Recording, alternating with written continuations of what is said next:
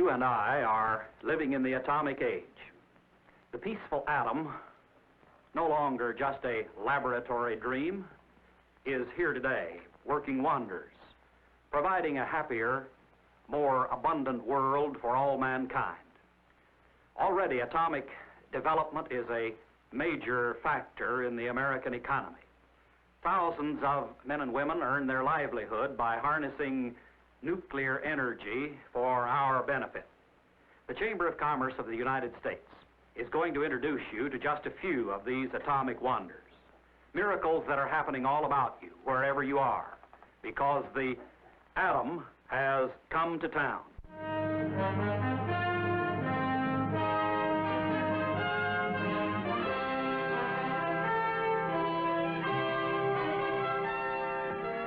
Yes, the atom is on its way to brighten our towns and to help manufacture our most dependable and indispensable household servant, electric power.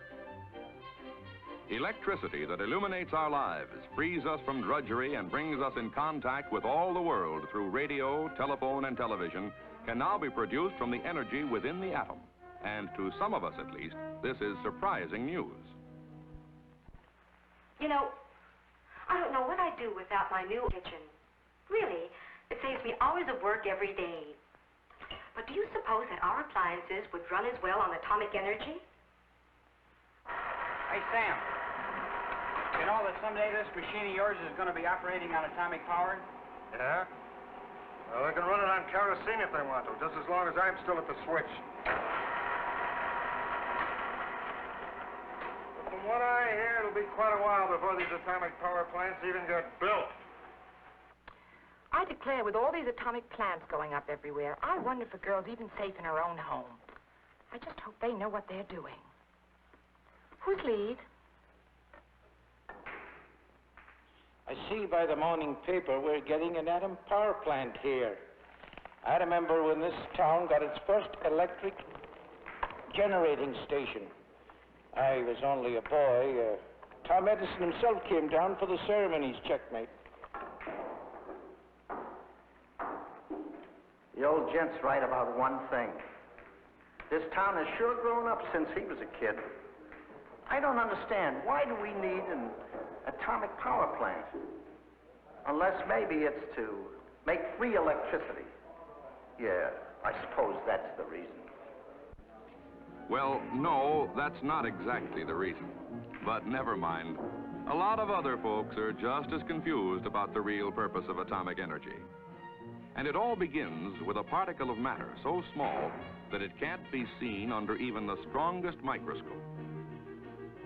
The end of that billiard cue, for instance, could comfortably accommodate more than 1,000 billion atoms. But, infinitesimal as it is, scientists know pretty well just how the atom is constructed. Let's imagine these pool balls are the nucleus of an atom. There would be protons like the red balls and neutrons like the yellow ones, all bound together by powerful forces. If our atom is split or fissioned, some of the energy is released. A few of the neutrons go flying off and can be made to split other atoms, which release their energy in a chain reaction.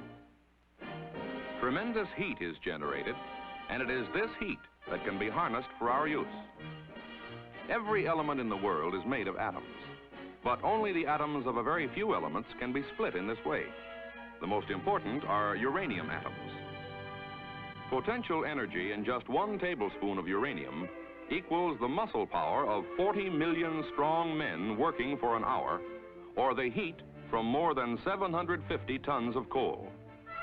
In fact, 1 tablespoon of uranium is potentially capable of making enough electricity to meet all the needs of an average-sized city for a full day, or your own home for about 500 years.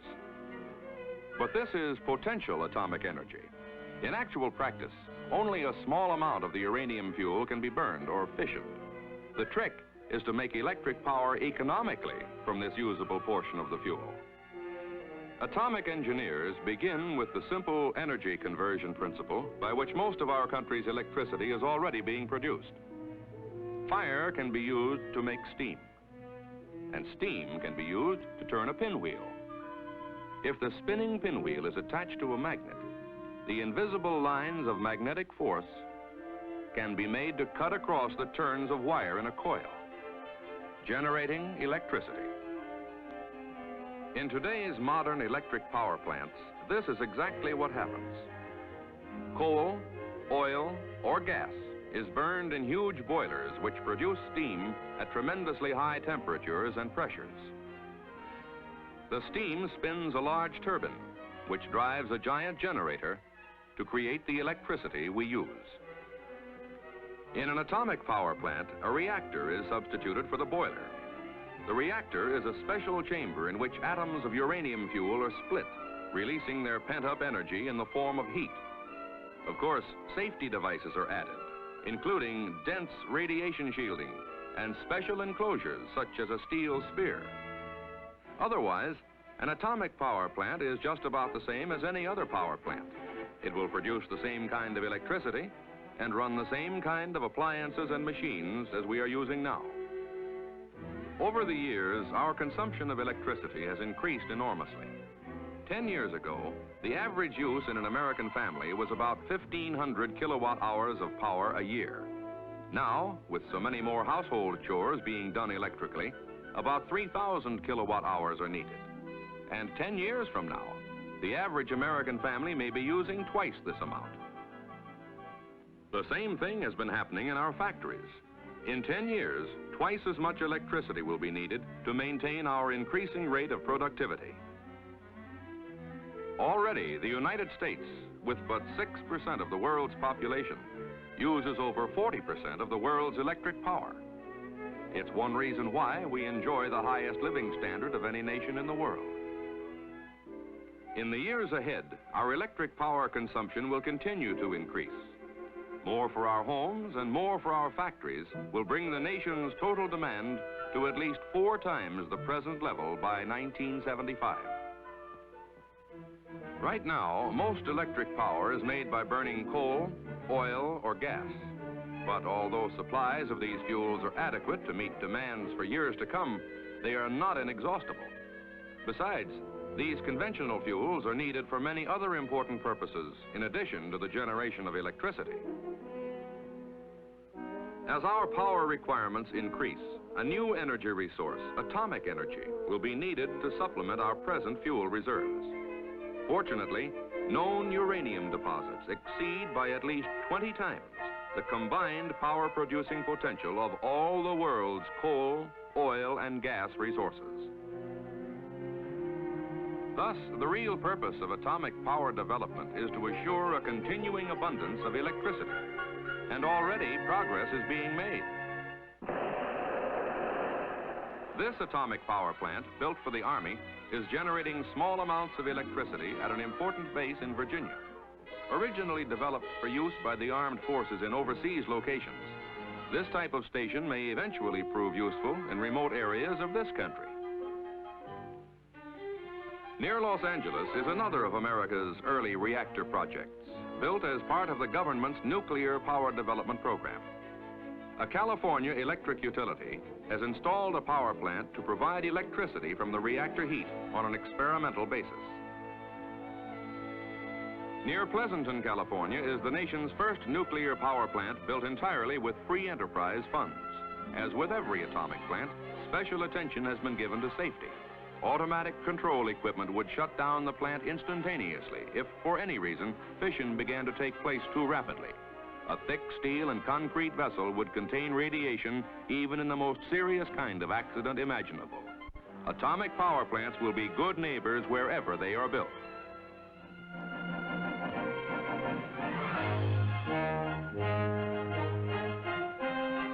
This is Shippingport, Pennsylvania, site of America's first full-scale atomic power station. When completed, it will be the largest known atomic plant in the world, devoted exclusively to peaceful purposes. But it won't make free electricity. No atomic plant ever will. Shippingport's complex nuclear apparatus and tons of concrete and steel add up to a multi-million-dollar investment, jointly shared by government and business. On the quiet banks of the Ohio River, genuine evidence of our nation's atomic progress.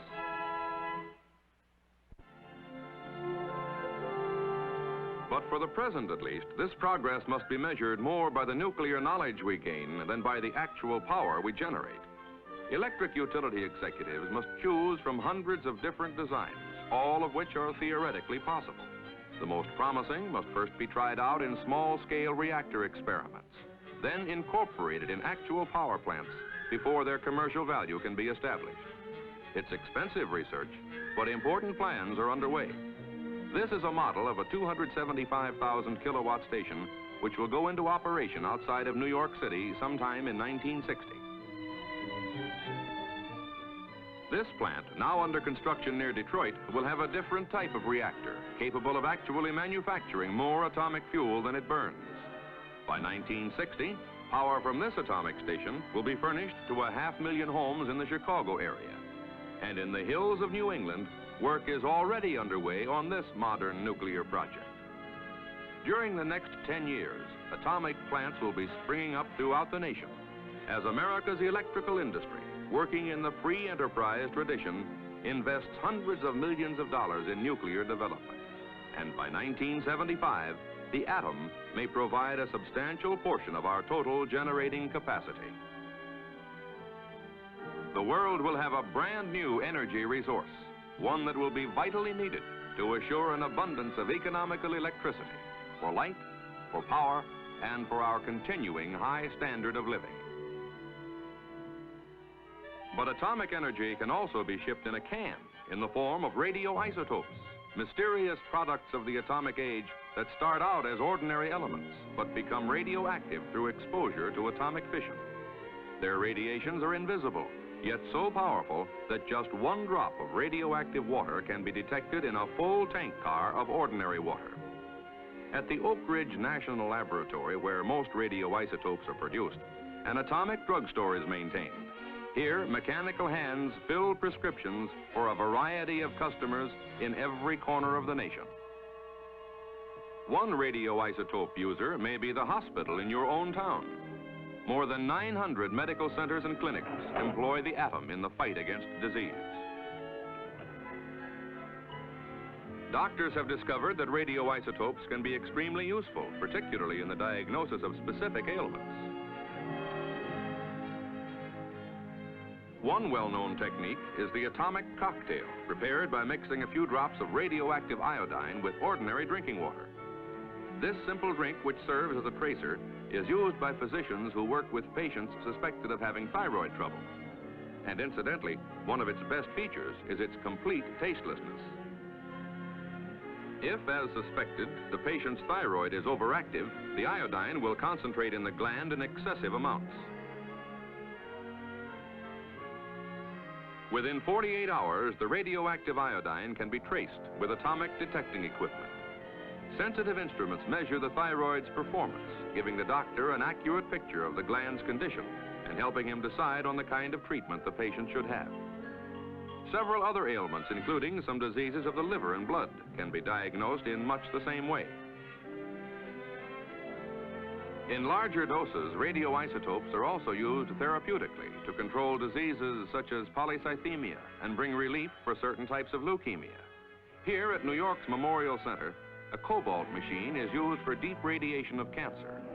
This rotational therapy is similar to X-ray treatment, but the new equipment using a radioisotope source is more flexible in its ability to reach the malignancy. At the New England Deaconess Hospital in Boston, a cancer operation is in progress. As the diseased tissue is removed, a specimen is kept for basic research on the behavior of cancer cells under atomic radiation.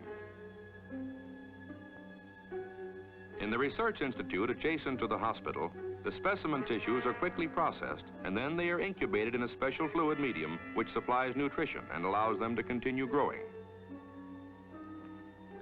Finally, the cells are ready for study under a powerful microscope, and their behavior is accurately recorded by a motion picture camera.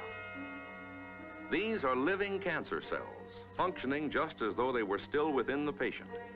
They are splitting apart in the process of mitosis, the way in which all cells multiply, and the way by which the disease spreads in the body. Medical science is searching for a reliable means of destroying the cells completely through radiation. A small amount of radioactive material is placed over the laboratory culture. The cells are exposed for a short time to atomic bombardment.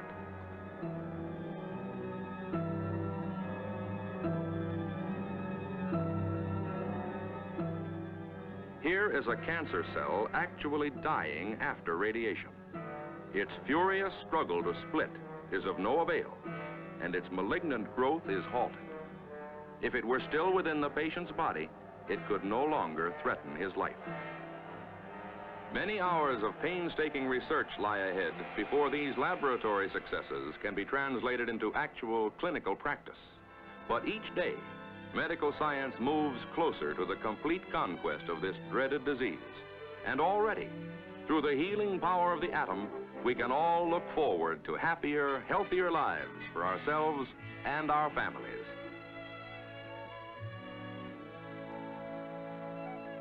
The atom has come to the farm, too.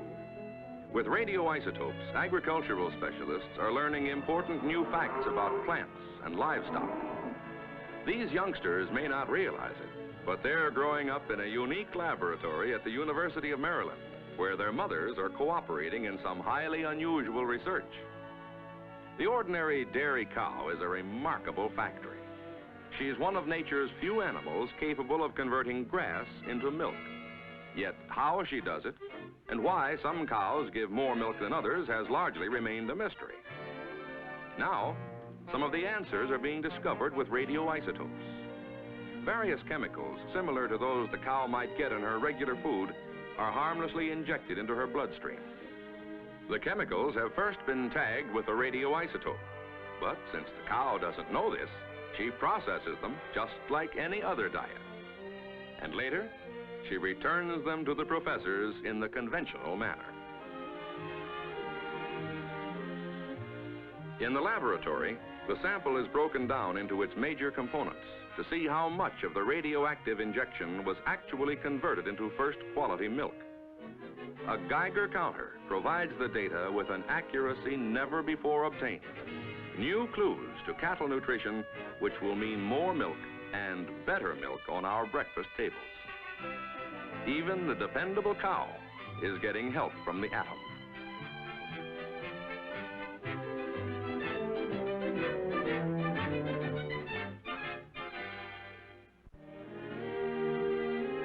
Here's an event that takes place every autumn in the Southland, the peanut harvest.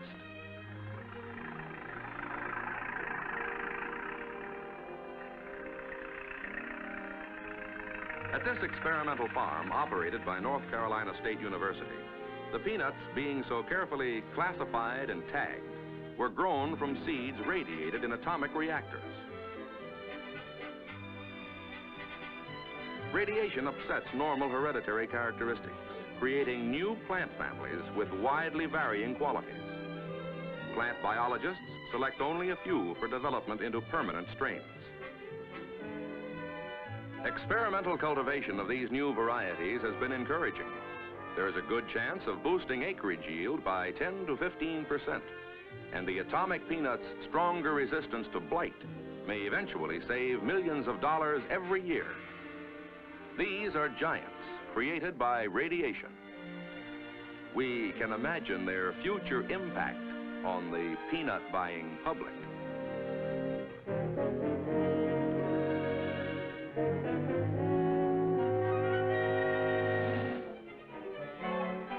But equally significant are the many manufactured products, including the family car, which are now being developed with atomic energy.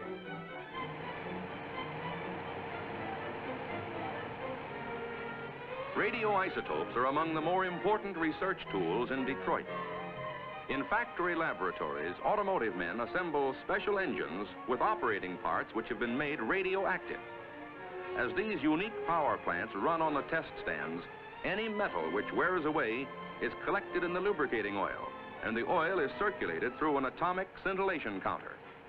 Being radioactive, the most minute metal particles can be detected, providing an accurate indication of the rate of engine wear. This is vital information for the men who are now designing the better cars of the future.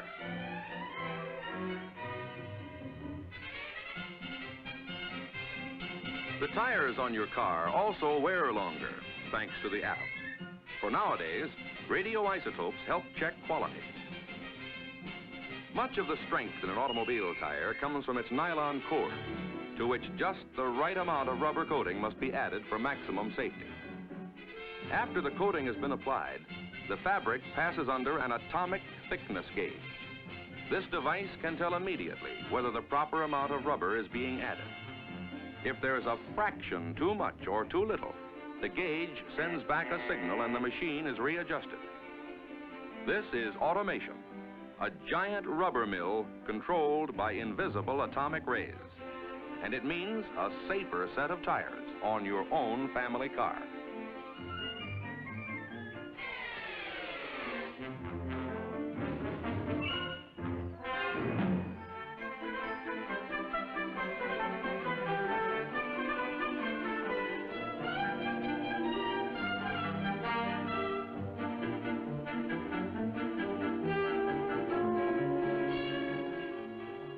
Even your toothpaste may be a product of the atomic age.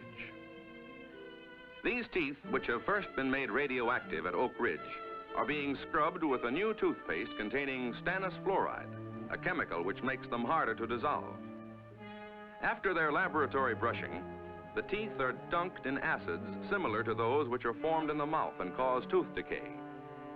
The acid solution, if it does succeed in dissolving any of the tooth enamel, must also pick up its radioactivity, which can be accurately measured in a Geiger counter.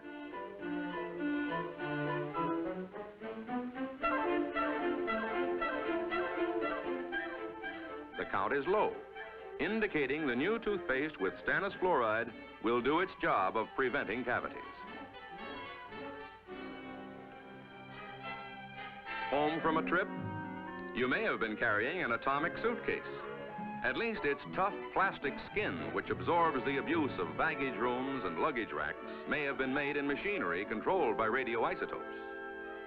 An atom ray thickness gauge sends a specified amount of radiation through the plastic as it travels between the rollers, making sure that thickness stays within prescribed limits. Already, more than 1,200 American businesses are using the atom to help manufacture their products, from raincoats to razor blades. Yet, it's really just a beginning.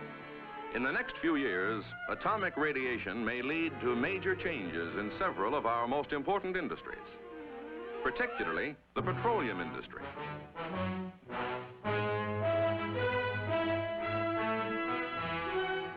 Nowadays, only 1 in 9 exploratory wells pays off, as oil becomes harder and harder to find. The Earth still holds plenty of oil hidden within certain types of rock strata. But no one can tell ahead of time just where these formations are located. Drilling operations must be halted while samples of rock at different depths are cored out and brought up for inspection.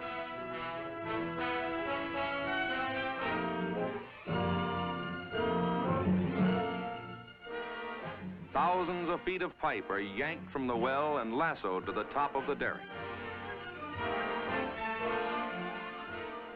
It's back-breaking, time-consuming, expensive work. At last, from a depth of almost a mile, the cored-out rock reaches the surface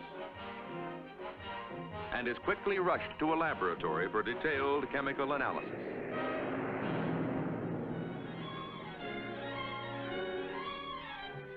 For years, oil companies have been searching for a better means of identifying mineral formations below the Earth. Now, atomic energy may offer the answer. In the research laboratory, various types of rock are collected and prepared for testing. Since every mineral reacts differently to radiation, scientists can now identify specific rock strata by their radiation responses. A particle accelerator, or atom smasher, is used to bombard the rock specimens. The test is ready. The room is evacuated. The accelerator is energized. As radiation intensity builds up, the reaction of the sample is recorded, providing definite identification of many of the mineral elements in the rock.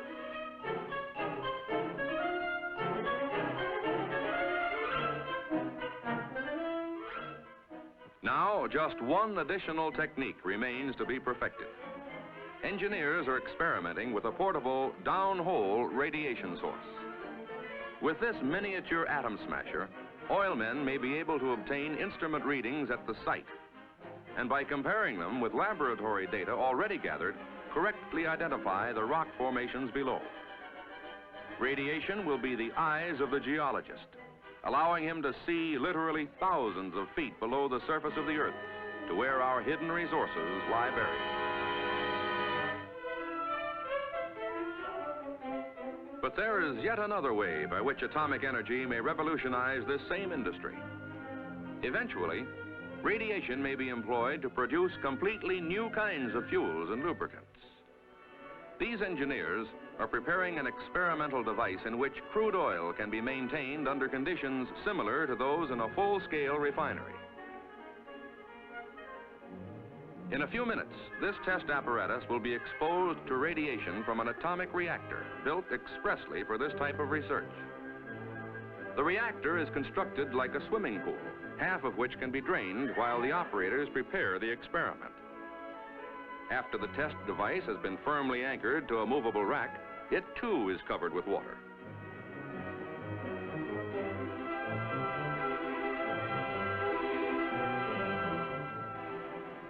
The experiment is moved into position next to the reactor's uranium core. When the chain reaction starts, atomic bombardment will literally tear apart the petroleum molecules. But this change in molecular structure may lead to better fuels in your automobile. Everything is in readiness for the test. Control equipment is switched on and the reactor comes to life. We will be watching atomic fission. As the speed of the chain reaction increases, the core begins to glow. It grows brighter and brighter as its penetrating stream of neutrons strike home. Though no one can foretell the exact results of this particular experiment, one fact is clear. It is through research such as we see here that our greatest hopes for the atom will be realized. And in a free country, with a free enterprise economy, there are no bounds to what man's creative ingenuity can accomplish. Already, atomic energy can bring us electric power, cure disease and relieve suffering, help raise our food, produce our material goods, make our homes more comfortable and our communities more prosperous. Yes, the atom has come to town.